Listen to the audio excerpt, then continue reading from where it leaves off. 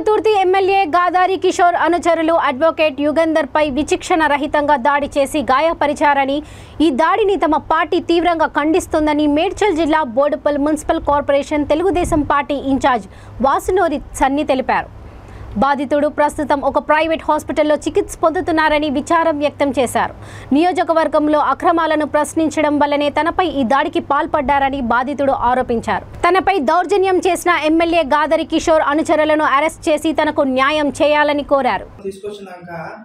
మా యొక్క SC constituency అయిన ఎస్సీ కాన్స్టిట్యున్సీలో రక్షకుడై భక్షకుడై మా ఎస్సీ దళితులని అడ్డవులో కొట్టి దెబ్బల పాలు చేయడం జరిగింది. ఒక ప్రశ్నించే గొంతు ఎవడైనా ప్రశ్నిస్తా అంటే వాళ్ళ అడగదొక్కడానికి వారు రౌడీజాన్ని రాడ్లు కర్రలు వైర్లు తీసుకొని అడ్డగోలుగా మా దళితులపై చేసుకోవడం జరుగుతున్నది.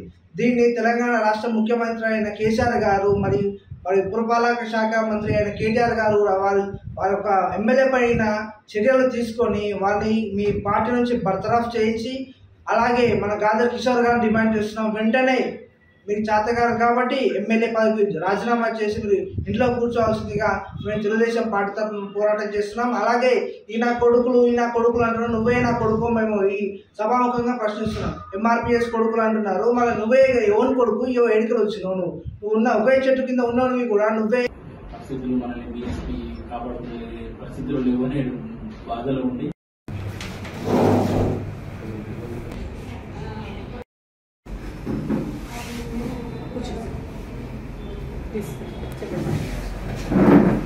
కాన్ఫరెన్స్లో జరుగుతున్న అవినీతి అక్రమాల గురించి, ఆయన చేయలేని అభివృద్ధి పనుల గురించి, సగం చేసి వదిలిపెట్టిన శంకుస్థాపన వదిలిపెట్టిన పనుల గురించి, జర్నలిస్టుల మీద, కానిస్టేబుల్ మీద, సామాన్య జనం మీద చేసిన దాడుల గురించి సమాజానికి తెలిసే విధంగా సమస్య ఏదైతుందో సమస్య ఆడికే పోయి మాట్లాడి అక్కడి నుంచి పబ్లిక్ రీచ్ అయ్యే విధంగా పబ్లిక్ వివరించే ప్రయత్నాలు చేస్తున్నాడు.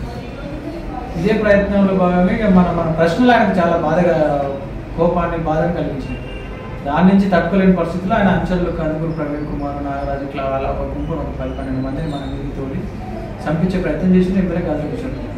నా కారు 2 వెహికల్ స్కూటీలు అడ్డం పెట్టి వచ్చి నా కారు అతను పగలగొట్టి రాళ్ళను పగలగొట్టి బయటికి తీసుకుపోయి అసలు ఇక విచక్షణ రహితంగా 20 నిమిషాలు 12 మంది విచక్షణ రహితంగా కొట్టి చనిపోయిన అనుకొని వదిలిపెట్టిపోయారు.